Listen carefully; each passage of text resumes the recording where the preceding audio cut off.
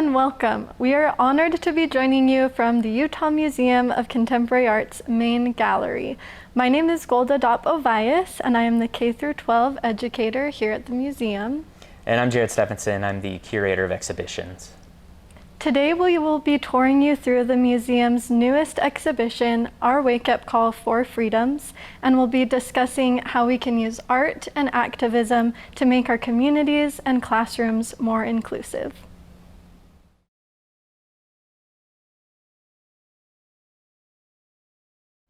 Jared, this is a really large space to curate, and For Freedoms has been going on for a few years and is the nation's largest artistic collaboration.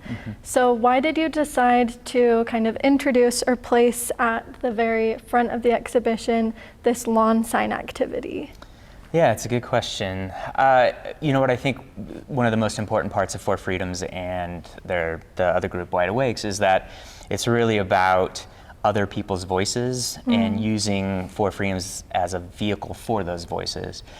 So for the introduction to the show, it made the most sense to me to say, okay, you as a viewer, your opinion and your input is important to us, and to try to establish that at the very beginning by having the yard signs here. So they come down, they write their response to one of 4 prompts, and then they put it in a box, and then as we collect those, we'll start to include them on the wall. So as more people come in, there's more voices included, and they become part of the exhibition overall. Right. And we've only been open a few days, and I've already been so inspired to come in every day and see what new additions we have behind us. It's a really great way to connect to the visitors and see what people are thinking about, even before they contemplate all of the wonderful things you've curated and are on the walls. They're such simple prompts, but everyone has had such diverse responses to them, and they're really deep. And I like that you say, we care about your voice, we're going to listen before you have that viewing experience, before the art kind of interacts with you. Right. Yeah, and I think, you know, it's one of those things you're not necessarily sure what that interaction or that input is going to be, and I agree with you that coming in and seeing all the different responses to see like what's on people's minds and how they're feeling about the past 2 years or the past 5 years or the past 10 years, and how those things are really important to them. And a lot of what they're saying ties into other things that are happening in the exhibition without them maybe even really knowing it just yet, because this is the first that they interact with. And I love that kind of that you don't know what's going to happen. There's a sort of surrendering to other people, because their responses will live on in the exhibition on the wall and become part of it. And so I think for teachers and community leaders, being able to share that authority or share the space and allow other people to voice their opinions is so important, that it is kind of hard at first to hand the reins over, but in the end that's what makes a democracy, and we can have versions of that in our classrooms and public schools and all over institutions like this museum. Yeah, and for later on, once the weather starts to shift, we will have an actual yard sign installation and activation that will happen in front of the museum, because it's wonderful to have these voices inside the museum, but I think they become even more impactful to have them in the public space, and to see all those voices together in one grouping that really functions as a smaller scale version of what For Freedoms does nationwide. Right, and that activation makes it even more accessible. Yeah. So lots to look forward to. Let's look now, there's 4 really impactful signs that are titled The Rules of Play, and I want to ask you about 2 of them. Yeah. So behind us are 4 posters that are titled The Rules of Play. And the first one has a sentence that says, everything you need to know you don't, but then the final poster says, everything you need to know you do. So in your job here at the museum and maybe in life, how do you balance confidence and conviction with curiosity and humility? Yeah, you know, to even just go back to exactly what they said, I think confidence comes from knowing that you don't know sometimes, and that you have the ability to accept that, and the humility to know that you don't know, to be able to go in and learn. And I think that that's what they're trying to get at, is in the beginning, you know, maybe they're saying, everything you need to know you don't know is because you're working on things that you have already supposed or already felt like you've learned. But as you go through the rules of play, the idea is then that you're sort of giving up those preconceived notions or these ideas that you were taught, and you're sort of working through them and understanding how to deconstruct them. So by the end of the rules of play, you get to a point that says everything you need to know, you do. And I think for me, what that means then is, what I know is that I have the ability to learn things or unlearn things, and then that brings confidence to me, knowing that I can go back and do that. Yeah. I love that. That really resonates with me, the unlearning. I think for a lot of us in 2020, that was one wake-up call, that we have so many assumptions or maybe even prejudice, that we can unlearn things to learn things that are more true or more authentic and more reflective of our society. And I think contemporary art has such a unique power to do that, because sometimes we interact with a work of art that at first we don't get, right? That's such a common response that I get. Even when I say I work at a contemporary museum, they're like, I don't get this piece. And you don't have to immediately get it. I don't think any of us really do, except maybe the artist. But we are confronted and invited to have this sense of wonder and kind of sit in that maybe discomfort or unknowing. And we have that so many opportunities as a student in elementary school, even into high school, but by the time we're adults, I think it's really difficult to admit we don't know something. And so being in an exhibition like this, I think it's really freeing to have questions and to spend time in that wonder. Yeah, and I think it's important to think, even as a viewer or someone coming to the museum or looking at the art, is I think there's this idea that we're trying to tell them how to feel or tell them how to understand it. But really, going back to what it says on the posters, you have the ability to understand it on your own terms.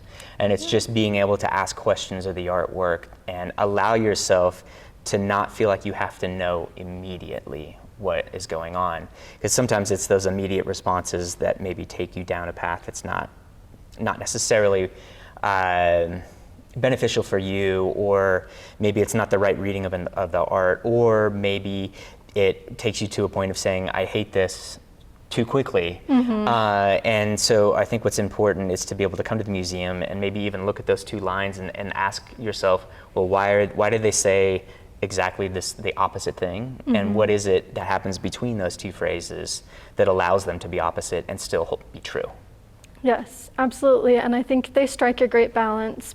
The subject matter is really serious, but there is a playfulness to it. I mean, the rules of play. So we're about to look at two pieces. Maybe you can help us understand how to appreciate and look at, just view contemporary art. So let's go there. Okay, so Jared, tell us about the two pieces behind us.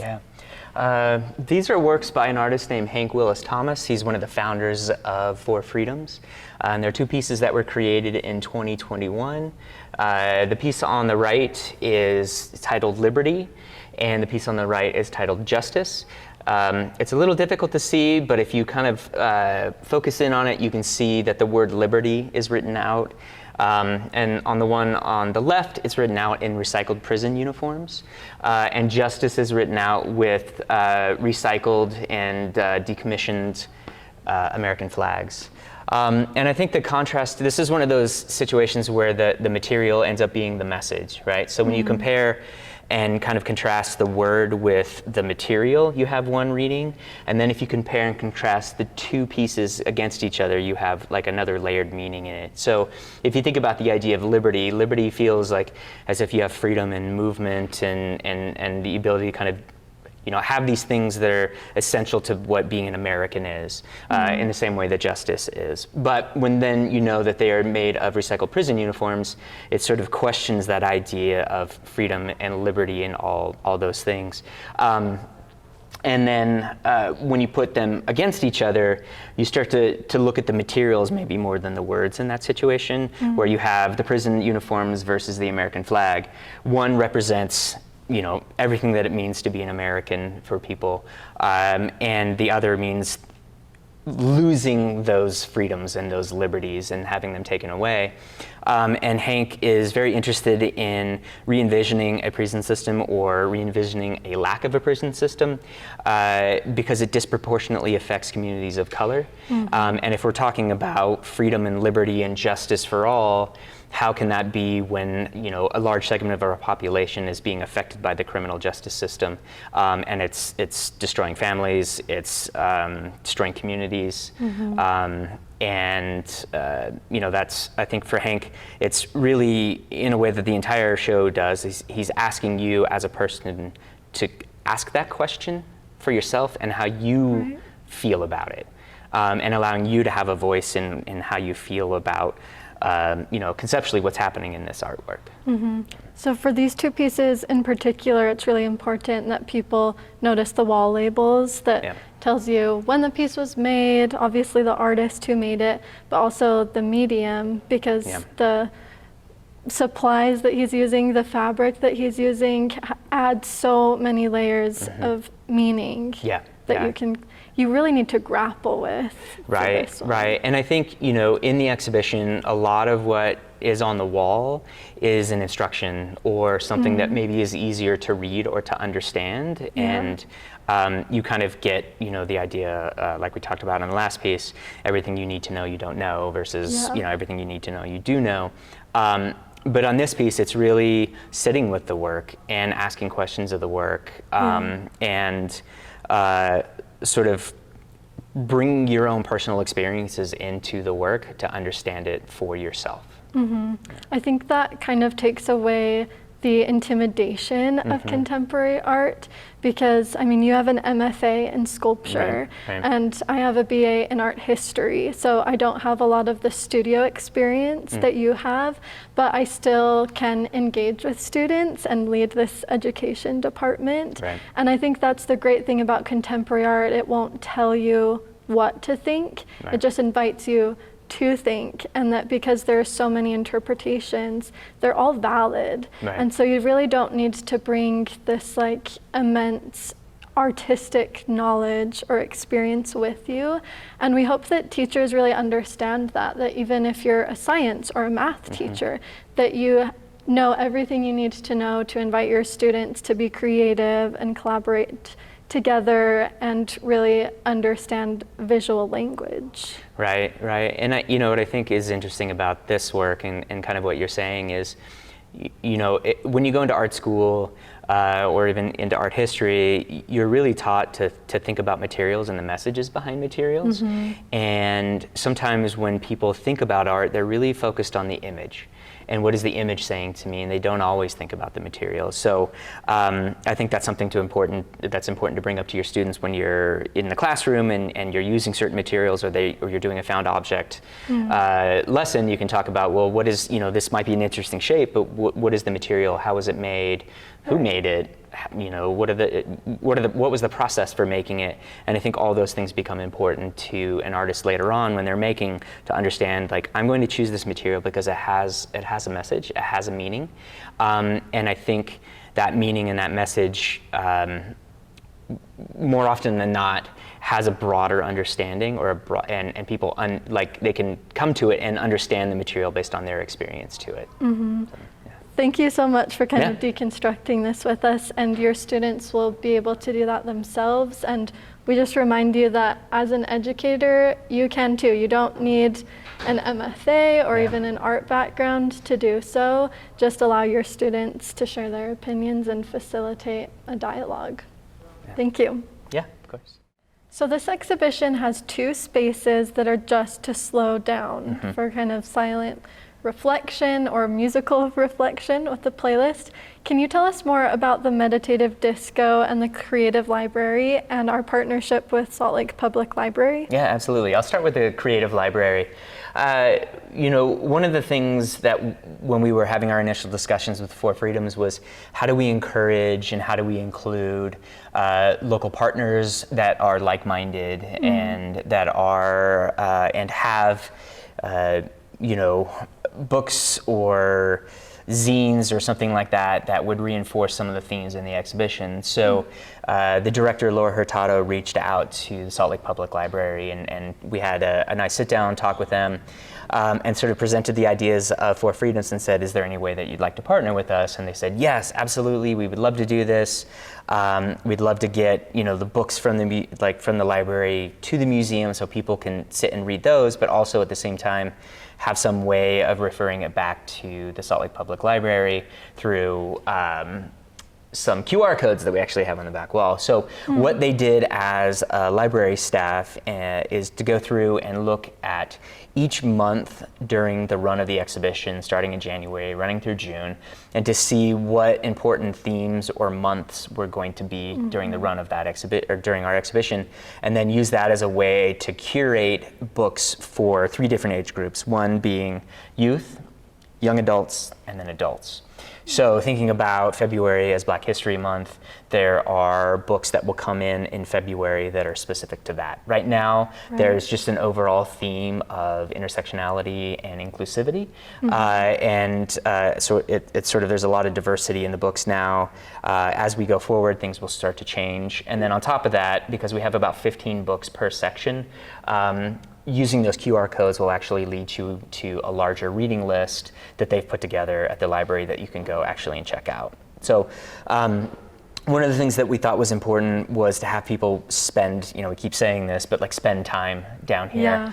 And one way to do that is to provide a place for someone to sit and read and go through multiple books and have the varying age groups in that space. So you can bring your kids, you can bring your teenager, and all sit down and have this reading experience and talk about what you've read together.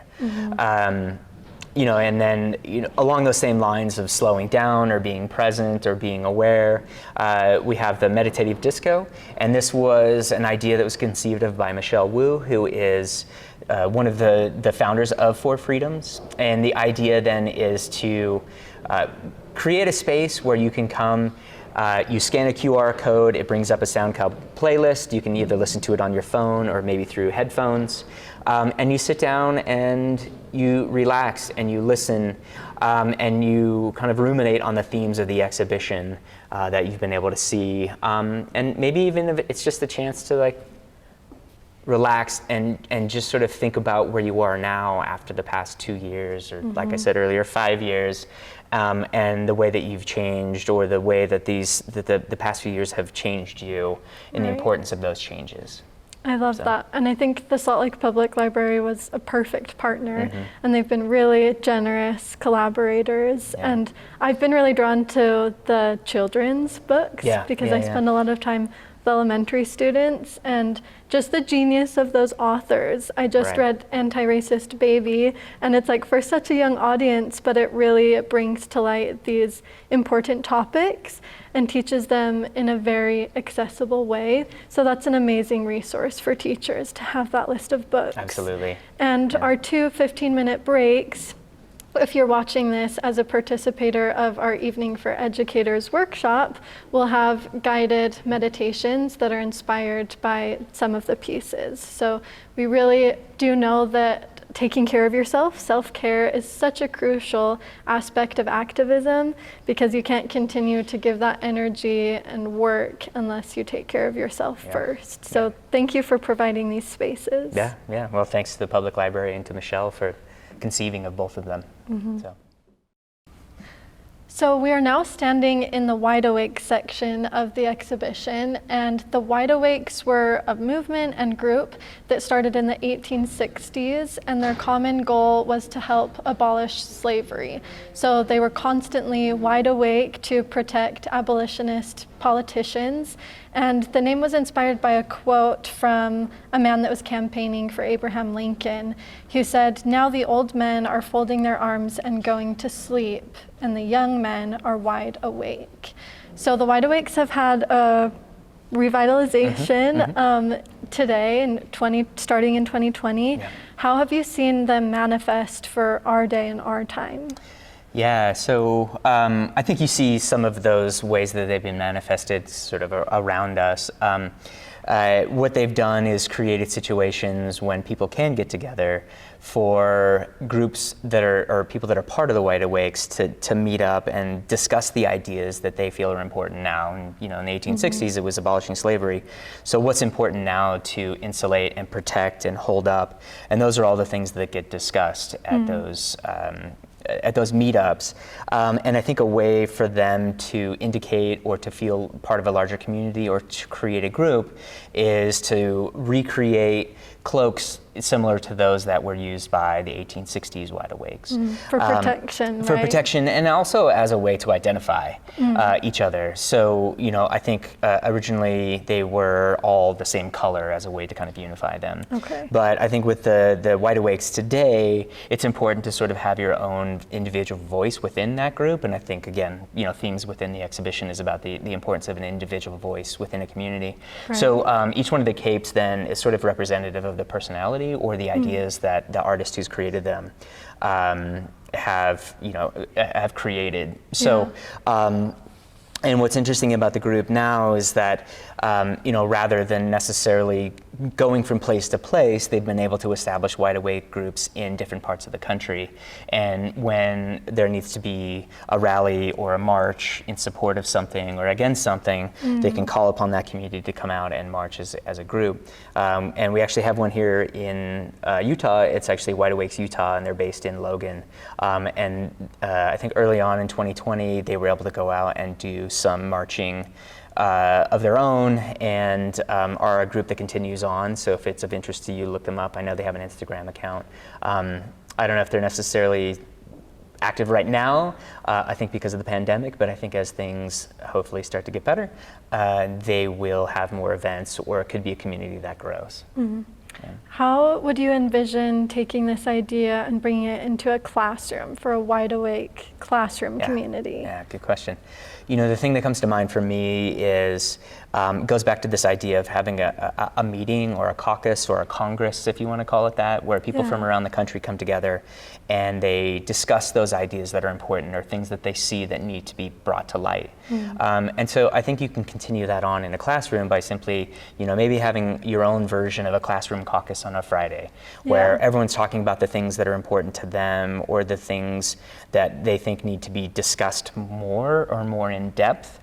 And through that caucus, maybe come up with some sort of classroom ideals. And those classroom ideals sort of help to determine the behavior that happens within that classroom. And then maybe it starts in the classroom, and then maybe it continues to the next classroom. And then the whole school maybe buys into these things because they're really about the community and the group at large, and how to hold each other up in those moments. Yeah, I think most schools will already have a mission statement that is for all of the grades, but I think students are more likely to follow those rules or behavior if they are the people that created them. Right. And I think it's a great way to bring history lessons, but also just contemporary life into the classroom, because hey, this is how, when you graduate and you're old enough to vote, this is how you can be an active citizen in making our country a more equitable place. So I love that idea of maybe a classroom congress, or every Friday having a caucus where they have that time set aside to discuss those things and they feel like they're part of it. Yeah, creating a space where they feel comfortable to have those conversations, difficult and meaningful, whatever it may be. Yeah, and it doesn't have to happen at the beginning of the school year, right? If a teacher wanted to do that now, that's great. I mean, we did start a new calendar year, so maybe it's the perfect time, and before testing season starts and maybe some of that anxiety sets in, that you give them a sense of ownership over the space. Yeah, and I think you can add to that by, you know, we're standing in between cloaks that are made by members of the Wide Awakes group from around the country, but, you know, you could initially start out with a workshop to make the cloaks. And then as you have those caucuses, everybody's in their cloaks, so they feel like they're a big part of the group and not just an individual standing up in front of a big group. And I think there's something about feeling included or feeling like you're a part of something that I think would help to sort of guide those conversations and help to set up those classroom ideals. Right, I love that. So upcycle some jackets, Yep. maybe buy a bunch of cheap fabric, and that's a great art activity to do. But if you also just do the discussion with them, I think that would be a meaningful experience for students of all ages. Agreed. Thank you. Yeah. Okay, we're going to go into our final room and gallery before we say goodbye.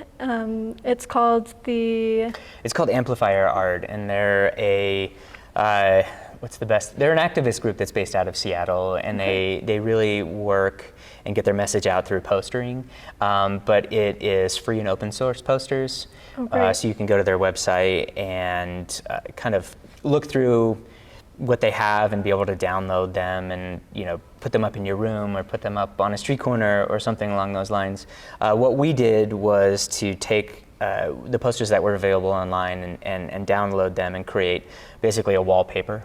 And that wallpaper then was applied to the walls. And it really encompasses a lot of the ideas that are being discussed in the Wide Awakes and the Four Freedoms exhibition. And it further sort of grows the community of people that are like-minded. So, you're able to see that there are other people that are dealing with these issues or wanting to discuss these ideas in this room.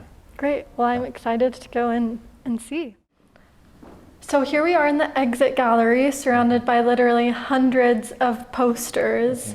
How are the amplifiers creating these? What makes them so evocative or provocative and impactful? What strategies? Yeah, I think that what's interesting about Amplifier is their use of design and marketing strategies. A lot of what there's not a lot of information on a lot of the posters. There's really maybe a simple statement or something like that, or a call to action or a question that exists on them. So you're able to kind of look, get, and understand pretty quickly, especially when you have hundreds of posters around you. It's nice to have that sort of direct information. And they take from almost like street advertising, like wheat pasting or something for a punk rock show or a playbill or something like that, where you would usually just be walking by and sort of see this on the side of a building or on a piece of plywood or something like that. And I think it's their use of this really democratized material of just paper and a free print that you can put up anywhere that helps to kind of like break down this idea between art and commodity, and make it about free sharing of information and having these posters then up that sort of get these ideas out. And then if they look on the poster, they see this is Amplifier down at the bottom corner, then that person could then look and see and print out what they want. So I think because it's open source, it just makes it much more accessible and available and easy to disseminate that information. Right. It's really amazing that you have access to this quality of poster for free. I didn't realize that it was free source. So that's incredible. And I think it's a really good exercise in simplifying something down to just like its root message or idea, that for students, maybe they write an entire essay on a topic, right? But then they are challenged to communicate that in under 5 seconds.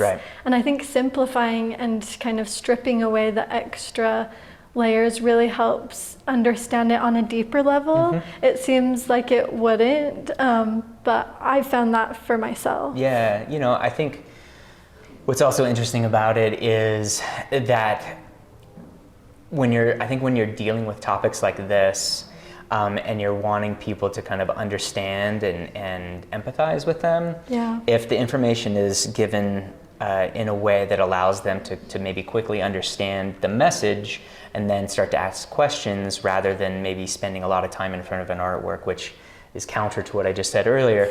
But you can have both. You can have both, because I think in all actuality, these posters aren't really meant to be in a museum. Right? They are meant to be out on the street, so you're not always going to have the time to be able to stand in front of something and really take it in. Whereas if I'm shown a poster that says "Protect kids, not guns," I get it, and I can empathize with that, and I align myself with that because I have 2 young kids in school who have to do active shooter drills, and how infuriating and scary that is for them and for myself as a parent. So I think when you know, the idea of these being in the public and easy to read and accessible, I think is an important part of them. We just happen to have them all together in a room to talk about community and to talk about voice. Right. Yeah. I think it's really refreshing to be surrounded by these type of posters, that I'm seeing something that is so provocative, but I know that it's not just trying to profit off me as a consumer. Right. Instead, it's inviting me to really think and try to be a better human being. Yeah. And this is really similar to the 50 state billboard campaign, Right. which again, if you're participating as a teacher in our Evening for Educators workshop, we're going to take you through the steps to doing that in your classroom. But the premise is the same. If you were seeing a billboard on the highway and just had a few seconds to capture or receive that message, how are you going to do that? And so inviting your students to do the same thing that the Amplifier artists are doing, and those 50 artists for the state campaign will be really meaningful. Yeah, agreed. And I think what's interesting about the 50 states one is, you know, you're so used to being sold something.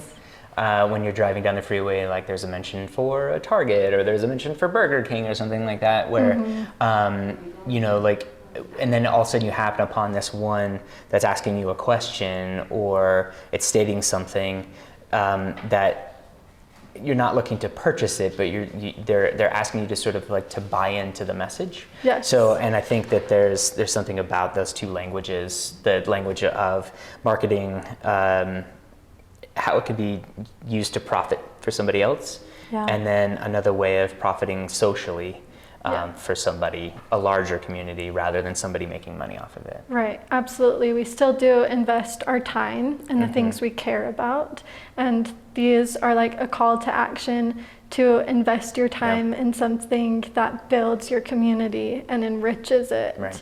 And I feel so grateful to be in this space, and I hope if you live near Salt Lake City, you can experience it in person. But we have all the documentation of each exhibition on our website at utahmocha.org, so you can always see it there. And we have a bunch of resources, an entire resource packet for educators and really anyone, also on our website, that you can find down below. You can learn more about the 50 state campaign.